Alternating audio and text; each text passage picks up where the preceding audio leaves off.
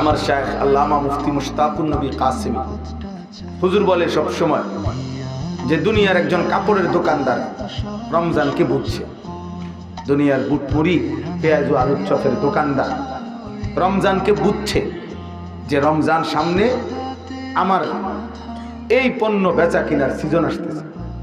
এই জন্য সে গত 1 বছরে যদি 10 লাখ টাকার কাপড় উঠায়, রমজানকে টার্গেট করে সে 1 কোটি টাকার মাল উঠায়, কারণ তার সিজন আসতেছে।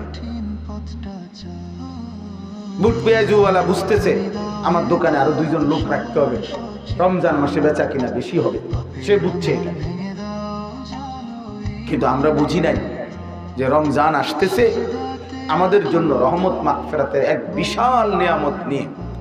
আমরা এক রঙে, এক তালে, এক রঙ, সব কিছু আমাদের স্বাভাবিক, কোনো ভিন্নতা নাই। শুধু আগে নাস্তা খাইতো, এখন খায় না।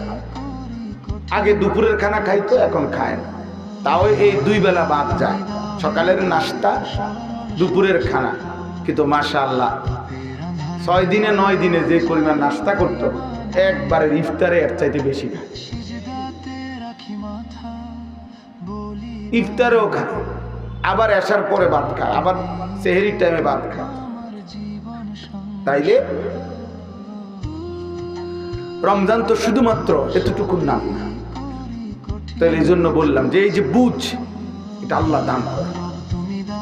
যে যেটা বুঝছে, কুল্লু হিজবিন বিমা লাদাইহিম ফারিহুন, যে যা বুঝছে সে তা নিয়েই খুশি হয়েছে, ব্যস্ত হয়ে আছে।